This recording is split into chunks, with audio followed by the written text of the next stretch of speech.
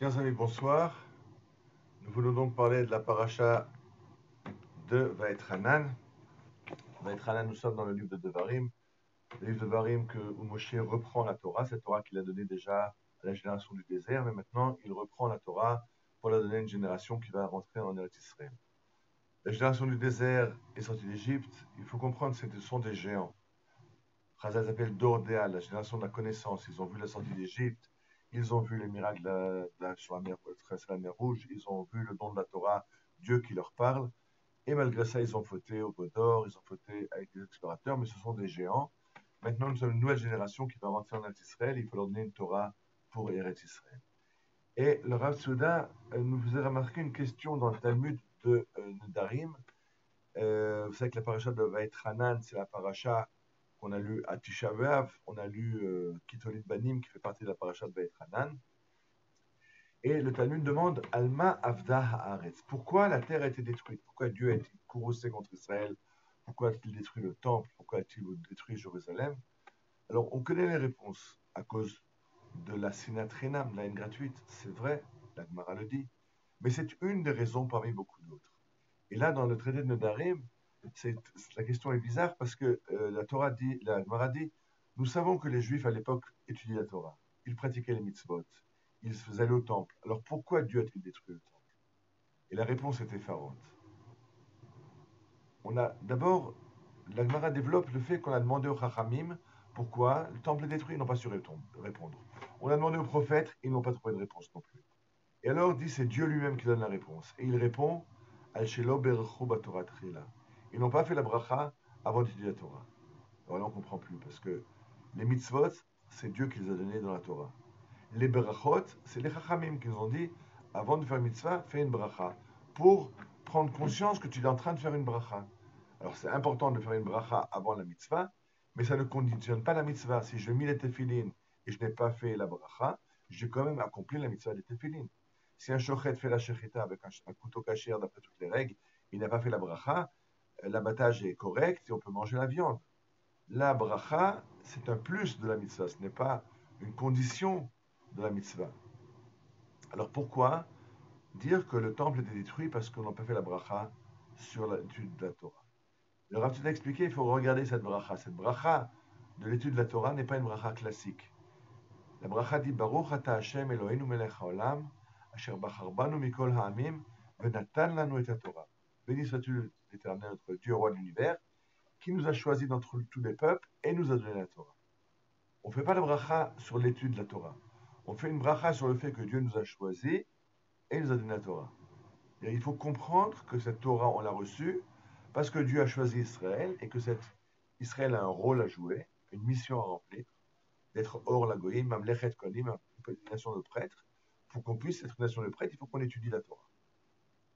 Alors, si on étudie la Torah, si on fait la bracha, on comprend.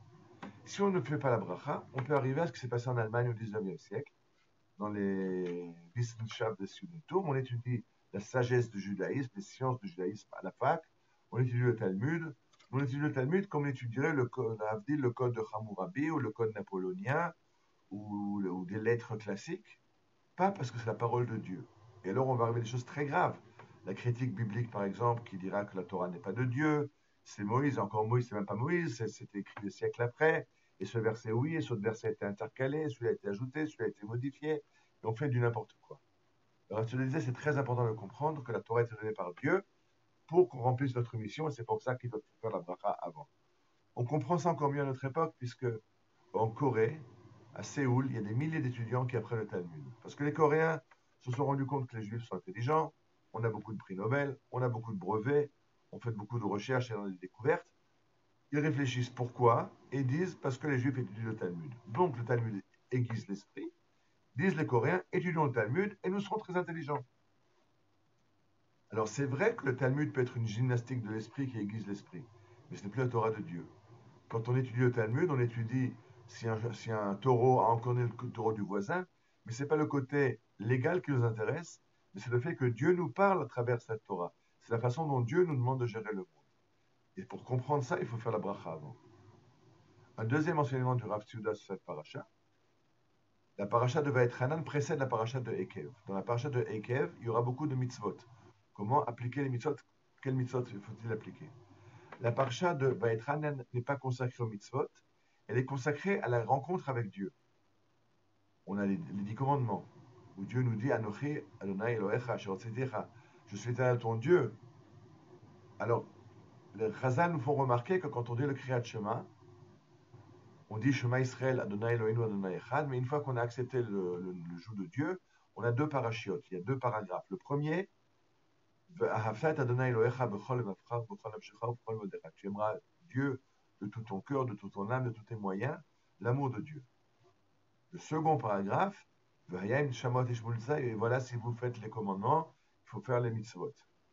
Et le rationnel, l'ordre est très important. Il faut commencer d'abord par le rapport à Dieu et après aller faire les mitzvot. Parce qu'on aime Dieu, parce qu'on craint Dieu, parce qu'on a un rapport à Dieu, ça nous engage à faire tel et tel mitzvot. Si on fait les mitzvot sans avoir pris l'option avant le kabel ol malchut shamaim, d'accepter Dieu comme notre Dieu, alors on arrive dans une orthopraxie, une religion de rites. On fait des actes bizarres, magiques, des rites, parce qu'il faut les faire. Alors on met des lanières de cuir, on met un boîtier de cuir, mais ça n'a plus aucun sens. Dit le Rav Sida, pour que les mitzvot aient un sens, il faut d'abord le kabel ol malchut shamayim. Accepter que Dieu est Dieu, et alors ça nous engage à faire certains mitzvot. Mais pas juste de faire des mitzvot parce qu'il faut les faire. Deux enseignements de la paracha.